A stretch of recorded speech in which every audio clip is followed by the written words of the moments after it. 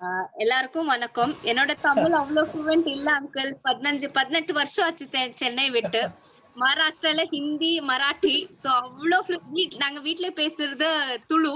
So அவ்ளோ fluent இல்ல. இருந்தாலும் நான் முயற்சி பண்றேன். சுவாமிஜிக்கு இச்சாமி இச்சாமி இச்சாமி.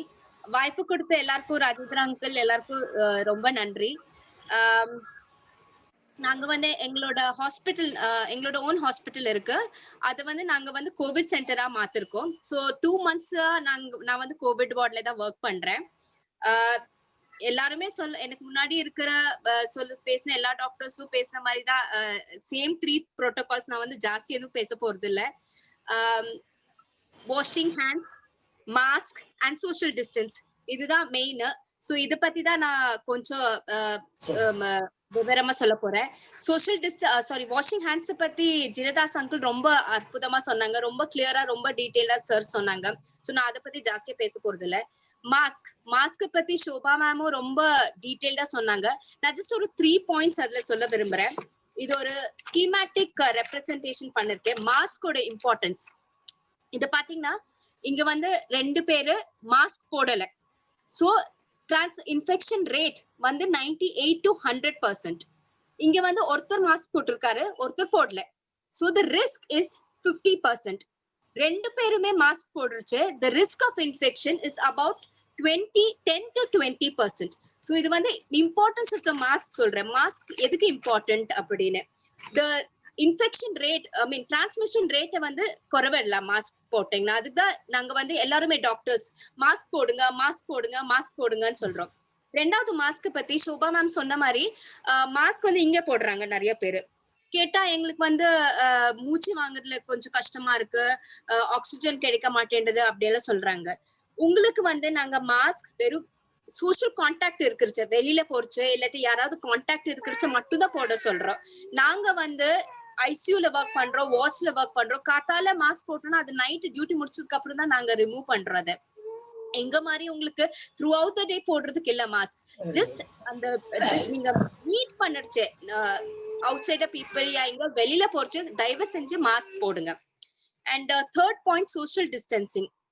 நான் என்ன அப்சர்வ் பண்ணிருக்கேன்னா எல்லா ஃபங்க்ஷன்ஸ் எல்லாமே அட்டென்ட் பண்றாங்க. காமனா போயிருக்கு. அவங்களோட கல்யாணம், இவங்களோட அது இது நேமிங் செரமனி, வளகாப்பு அப்படி இப்படின்னு.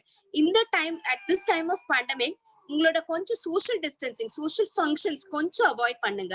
ரொம்ப இம்பார்ட்டண்டா இருந்தா மட்டும்தான் அட்டென்ட் பண்ணுங்க. அதுவும் இந்த ப்ரிகாஷன் எடுத்துட்டு மாஸ்க் அந்த சோஷியல் டிஸ்டன்சிங் எல்லாம் ஃபாலோ பண்ணுங்க.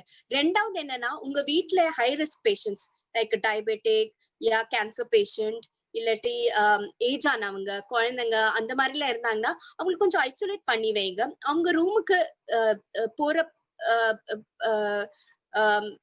ஜனங்க எவ்வளவு போறாங்க அதை ரெஸ்ட்ரிக்ட் பண்ணுங்க. அண்ட் நீங்க அவங்கள மீட் பண்ணச்சு கூட ஒரு மாஸ்க் போட்டுட்டு போங்க. இல்ல யாராவது அவங்கள மீட் பண்ணணும்னா மாஸ்க் போட்டுட்டு சோஷியல் டிஸ்டன்சிங் மெயின்டைன் பண்ணுங்க. இது வந்து உங்க வீட்டுல அட் ரிஸ்க் பீப்புள் இருந்தாங்கன்னா, ஏஜ் பீப்புள், கேன்சர் பேஷண்ட் அந்த மாதிரி எல்லாம் இருந்தாங்கன்னா. நெக்ஸ்ட் பாயிண்ட் வந்து சிம்டம்ஸ் பத்தி ஜினதாஸ் சார் அண்ட் விமலா மேம் ரொம்ப அழகா எல்லா சிம்டம்ஸும் சொன்னாங்க. நான் என்ன சொல்ல விரும்புறேன்னா எனக்கு வந்து நிறைய கால்ஸ் வருது ஃபேமிலி கிட்ட இருந்து, ரிலேட்டிவ்ஸ் கிட்ட இருந்து. எனக்கு இந்த மாதிரி சிம்டம்ஸ் இருக்கு, நான் வந்து கொரோனா டெஸ்ட் பண்ணுமான்னு. உங்களுக்கு வந்து இந்த 5 சிம்டம்ஸ் காஃப், அதாவது இரும்பல், ஃபீவர், ஜொரம், இரும்பல், தொண்டவலி, இந்த லாஸ் ஆஃப் டேஸ்ட் சென்சேஷன், இந்த ஸ்மெல் சென்சேஷன் இதெல்லாம் இருந்ததுன்னா தயவு செஞ்சு டாக்டர் கிட்ட போங்க. கொரோனா பாசிட்டிவ் டெஃபினெட்லி பாசிட்டிவ்னு சொல்ல முடியாது, but it is better to get tested. நிறைய பேர் என்ன பண்றாங்க, பார்மசிக்கு போயிட்டு ஒரு பாராசிட்டமாலோ ஆன்டிபயோட்டிக் எடுத்துட்டு அதுக்கப்புறம் சரியா போயிடுறாங்க. பட் இதுல என்ன ப்ராப்ளம் ஆகுதுன்னா வி டோன்ட் நோ வெதர் அவங்க பாசிட்டிவா நெகட்டிவான்னு எங்களுக்கு தெரிய மாட்டேன்றது. Because of that contact tracing போயிடுறது. அவங்க யார் கூட கான்டாக்ட் இருந்தாங்க, அவங்களுக்கு பாசிட்டிவ் இருக்குமா இல்லையான்னு அந்த ஒரு ப்ராபபிலிட்டி ரேஷியோ எங்களுக்கு தெரிய மாட்டேன்றது. அதனாலதான் இட் இஸ் ஆல்வேஸ் பெட்டர். உங்களுக்கு ஜுரம், தொண்டை வலி, இந்த loss of taste sensation, loss of smell sensation, அதுக்கப்புறம் இந்த ஹெட்ஏக் இந்த மாதிரி சிம்டம்ஸ் இருந்ததுன்னா தயவு செஞ்சு டாக்டர் கிட்ட போங்க. நாங்க வந்து என்ன பண்றோம்னா ஒரு test blood test 3 test basically. First blood test. அதுல வந்து ருட்டீனா வந்து ஹீமோகுளோபின் அப்புறம் WBC பிளேட்லெட்ஸ் செக் பண்ணுவோம். அப்புறம் லிவர் ஃபங்க்ஷன் டெஸ்ட். உங்களுக்கு ரெம்டெசிவிர் கொடுக்கணும்னா இந்த டெஸ்ட் பண்ண வேண்டியதா இருக்கு. அதுக்கப்புறம் கோவிட் மார்க்கர்ஸ்னு ஒரு தனி டெஸ்ட் இருக்கு. அது நாங்க பண்றோம் அந்த டெஸ்ட். அதுக்கப்புறம் செகண்ட்ல என்னன்னா RT-PCR ஒரு டெஸ்ட் பண்றோம். எல்லாருக்கும் பண்றது இல்ல, சஸ்பெக்டட் பேஷண்ட்ஸ்க்கு மட்டும் தான் நாங்க பண்றோம். RT-PCR இல்லாட்டி கோவிட் ஆன்டிஜென். இது வந்து பாசிட்டிவா வரல, நெகட்டிவாவா வரலாம்.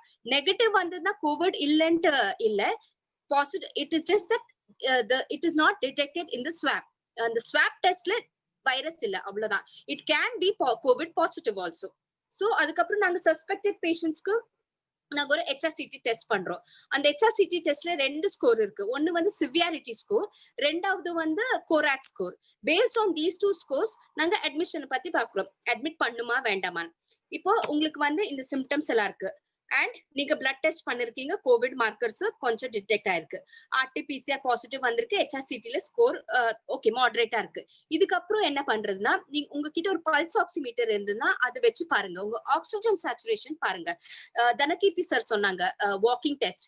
6 மினிட் வாக் பண்ணி அதுக்கப்புறம் உங்களோட SpO2 அந்த ஆக்சிஜன் சேச்சுரேஷன் எவ்வளவு இருக்கு பாருங்க.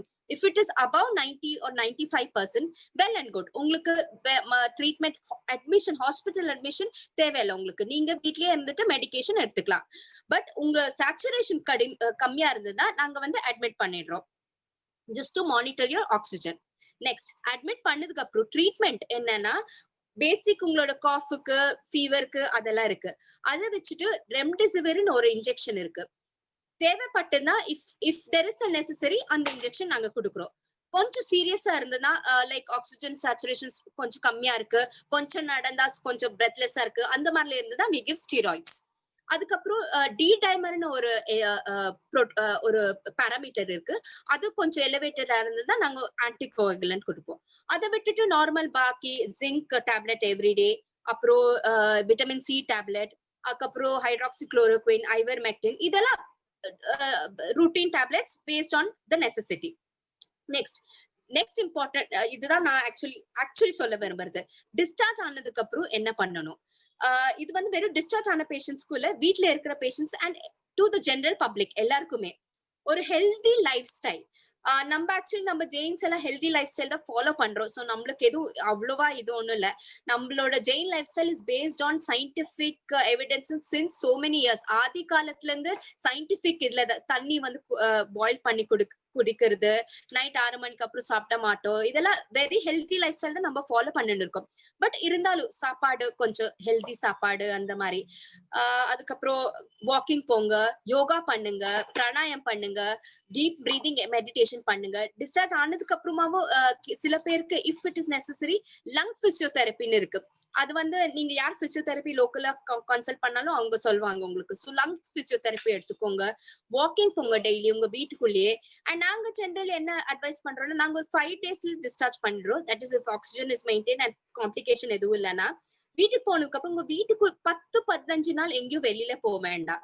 Because you never know, you might be at a risk of transmitting the injection and secondly reinfection ஆற சான்ஸ் இருக்கு. so 10-15 days நாங்க அட்வைஸ் பண்ணுவோம், நீங்க எங்கேயும் வெளியில போகாதீங்க அப்படின்னு. செகண்ட் இம்பார்ட்டன்ட் பாயிண்ட், அந்த கோவிட்னா ஒரு மென்டல் ஸ்டிக்மா சில பேருக்கு இருக்கு. அது வந்து ஒரு புற்றுநோய் மாதிரி நீங்க சில பேர் அதை ட்ரீட் பண்றாங்க. அவங்களுக்கு டச் பண்ணக்கூடாது, அவங்க பக்கத்துல போக கூடாது, அவங்களை அப்படியே ஐசோலேட் பண்றது, அவங்களுக்கு செப்பரேட் எல்லாம் கொடுக்கறது, அந்த மாதிரி பண்ணாதீங்க. COVID is not as serious disease.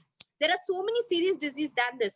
Ebola virus வந்திருக்கு, அது ஜிகா வைரஸ், இதெல்லாம் இதை விட ரிஸ்கியான டிசீஸ், ரொம்ப டேஞ்சரஸான டிசீஸ். கோவிட் வந்து அவ்வளோ ஸ்டடிஸ் இல்ல நம்ம கிட்ட, பட் எவ்வளவு இருக்கு அதுல இருந்து நம்மளுக்கு இது தெரிய வருது அவ்வளோ சீரியஸ் கிடையாது அப்படின்னு. அந்த பேஷண்ட்டுக்கு ஆல்ரெடி கோவிட், அவங்களோட பிரீதிங், அவங்கள பேஷண்ட் இஸ் ஆல்ரெடி சஃபரிங். நீங்க வந்து இன்னும் அதுக்கு ஆட் பண்ணாதீங்க அந்த மாதிரி ஒரு ட்ரீட்மெண்ட் இது பண்ணி. அவங்கள டச் பண்ணாதீங்க, பட் அதுக்கு முன்னாடியும் ஆஃப்டரும் சானிடைசர் போடுங்க. அவங்க வந்து ஐசோலேட் பண்ணணும்னா டோட்டலி ஐசோலேட் பண்ணணும்ட்டு இல்ல, ஒரு 2 feet டிஸ்டன்ஸ்ல, நீங்க 6 feet மேக்சிமம் டிஸ்டன்ஸ்ல இருந்து பேசலாம் நீங்க அவங்க கூட. அப்பப்ப அவங்கள பாத்துக்கோங்க, ஏதாவது வேணுமான்னு கேட்டுக்கோங்க, அவங்களுக்கு ஃப்ரூட்ஸ் ஜூஸ் அது இதெல்லாம் கொடுக்கலாம். ஸோ அது வந்து ஒரு அன்டச்சபிள் டிசீஸ் மாதிரி ட்ரீட் பண்ணாதீங்க. அவங்களுக்கு வேண்டியது at the time of recovery அவங்களுக்கு all that they want is some moral support. கொஞ்சம் பாசம் அது இதெல்லாம் அதுதான் அவ்வளவுதான் வேணும். சோ நீங்க வந்து அவங்களை ஐசோலேட் பண்ணாதீங்க. கொரோனா அது ஒரு மென்டல் ஸ்டிக்மா மாதிரி, எய்ட்ஸ் மாதிரி ஒரு ஸ்டிக்மா அட்டாச் பண்றாங்க இப்ப. அந்த மாதிரி பண்ணாதீங்க. News I think main reason வந்து நியூஸ் மீடியா வந்து இது அவ்வளவு பெரிய பண்ணிருக்கு. லைக் எப்ப பார்த்தாலும் அதை பத்தி பேசி பேசி பேசி அது ஒரு ட்ரெட்டட் டிசீஸ் மாதிரி பண்ணி வச்சிருக்கு news and media. And third thing what important I want to says, நிறைய பேர் கேக்குறாங்க இந்த காடா, லெமன் ஜூஸ், ஜிஞ்சர் ஜூஸ் இதெல்லாம் குடிச்சா வராதா அப்படின்னு. வராதா அப்படின்ட்டு இல்ல, it is not to prevent, but definitely உங்க இம்யூனிட்டி வந்து உங்க இம்யூனிட்டி வந்து அதனால இன்க்ரீஸ் ஆகும். சோ நீங்க அது அது எடுத்துக்கோங்க, but it is not the treatment for the disease. It is just to build your immunity. இந்த ஜீரகம், மஞ்சள், மேம் சொன்னாங்க, ரேகா மேம் சொன்ன மாதிரி மஞ்சள் போட்டு மில்க், மஞ்சள் போட்டு பால் குடிக்கிறது, இந்த ஜிஞ்சர் ஜூஸ், லெமன் ஜூஸ் இதெல்லாம் உங்களோட இம்யூனிட்டி இது பண்றதுக்கு அவ்வளவுதான். And Atheeswaran sir, ma'am and sir ரொம்ப அழகா சொன்னாங்க ஐஸ் பத்தி, ஐஸ் எப்படி இது பண்றதுன்னு. சோ ஜாஸ்தி அண்ட் இன்னும் one more just one last point sir, vaccination நிறைய பேரு ஸ்கிப் பண்றாங்க because of this covid pandemic. பயப்பட்டு ஹாஸ்பிட்டல் போறதுக்கு பயம், கோவிட் வந்துருமா அப்படின்னு சொல்லிட்டு சின்ன குழந்தைங்களுக்கு அவங்களோட வேக்சினேஷன் அந்த ஸ்கெடியூல வந்து மிஸ் பண்றாங்க. தயவு செஞ்சு உங்களோட குழந்தைங்களோட வேக்சினேஷன் ஷெட்யூல் மிஸ் பண்ணாதீங்க. பிகாஸ் குழந்தைங்களுக்கு வந்து நிறைய தே ஆர் அட் பெட்டர், அவங்களுக்கு வந்து இந்த risk of infection is less because of cross immunisation with influenza virus. So குழந்தைங்களுக்கு வந்து கொரோனா வந்தாலும் அவ்வளவு சீரியஸா எதுவும் இல்ல, பிகாஸ் அவங்களுக்கு ஆல்ரெடி அந்த immunity because of cross immunisation இருக்கு. நிறைய பேர் நான் நிறைய ஃபேஸ்புக் குரூப்ல பாத்திருக்கேன், போடுறாங்க I missed my daughters or sons immunisation because of covid அப்படின்னு. தயவு செஞ்சு உங்க இம்யூனைசேஷனை மிஸ் பண்ணாதீங்க. Vaccination is very very important. யூஎஸ்ல வந்து ஆன்டி வேக்சின் ஒரு கேம்பெயின் ஸ்டார்ட் ஆயிருக்கு. வேக்சினேஷன் பண்ணா அது தப்பு, இது தப்பு, அது வரும், இது வரும்னு. அப்ப தெரியல, இப்ப ஆஃப்டர் சோ மெனி இயர்ஸ் அந்த டிசீசஸ் மறுபடியும் வந்துட்டு இருக்கு because they didn't vaccinate the children. So vaccination miss பண்ணாதீங்க, அது ஒண்ணுதான் நான் சொல்ல விரும்புறேன். மத்தபடி எல்லாம் எனக்கோட நிறைய சீனியர் டாக்டர்ஸ், மோர் எக்ஸ்பீரியன்ஸ், மோர் டிகிரி பேசிருக்காங்க. சோ நான் ஜாஸ்தி ஒன்னும் பேச விரும்பல. எல்லா டாக்டர்ஸ்க்கும் என்னோட ஹம்பிள் வணக்கம். And Shobha ma'am, if you, I don't know if you're still online, but I would like on behalf of me and my family, I would like to express my heartfelt gratitude to Abhinandan sir and all the army people out there protecting us. நாங்களும் அவங்களுக்காக pray பண்ணிட்டு இருந்தோம் அந்த டைம்ல. So வாய்ப்பு கொடுத்த Rajendran uncle, Swamiji எல்லாருக்கும் ரொம்ப ரொம்ப நன்றி.